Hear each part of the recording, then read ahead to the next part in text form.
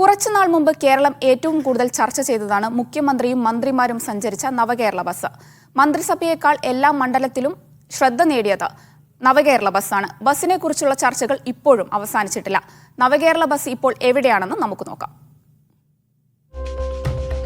140 നിയമസഭാ നിയോജക മണ്ഡലങ്ങളിലൂടെ മന്ത്രിസഭയുടെ 36 ദിവസം നീണ്ടുനിന്ന യാത്ര. പരാതികൾ പറയാനും മന്ത്രിസഭയെ നേരിട്ട് കാണാനും ജനം ഒഴുകിയെത്തി. എന്നാൽ സെൽഫി ഏറ്റവും കൂടുതൽ വാങ്ങിക്കൂട്ടിയത് ഇവരല്ല, ഭാരത് ബെൻസിന്റെ ഈ നവകേരള ബസ്സായിരുന്നു. നവകേരള ബസ് എവിടെയെന്ന ചോദ്യം മലയാളികൾക്കുള്ളിൽ ഇപ്പോഴും ഉണ്ടാകും. അതിനുള്ള ഉത്തരമാണിത്. പൊതുജനത്തിന് ഉപയോഗിക്കാനായി ബസ്സിൽ നടത്തുന്ന അറ്റകുറ്റപ്പണികൾ ബംഗളൂരുവിലെ സ്വകാര്യ കമ്പനിയിൽ പുരോഗമിക്കുന്നു. ഇതിന്റെ ചിത്രങ്ങളാണിത്.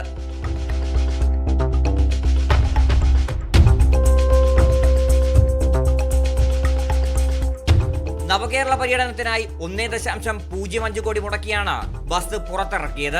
ബസിന്റെ രണ്ടാം മോഡിഫിക്കേഷന് 1.5 ലക്ഷം രൂപയാണ് എസ്റ്റിമേറ്റ്. ബാത്റൂം നിലനിർത്തി, മുഖ്യമന്ത്രി ഇരുന്ന കസേര മാറ്റി. ബസ് അറ്റകുറ്റപ്പണി പൂർത്തിയായാൽ ഉടൻ KSRTCയുടെ ബജറ്റ് ടൂറിസം സെല്ലിന് കൈമാറും. ഏതൊക്കെ ആവശ്യത്തിന് ബസ് വിട്ടു നൽകാം, എത്ര തുക ഈടാക്കാം എന്നതിൽ തീരുമാനമായിട്ടില്ല. എന്നാൽ ബസ്സിൽ വീണ്ടും മോഡിഫിക്കേഷൻ നടത്തുന്നതിനെതിരെ സമൂഹ മാധ്യമങ്ങളിൽ വലിയ വിമർശനം ഉയരുന്നുണ്ട്. മീഡിയ 1, തിരുവനന്തപുരം.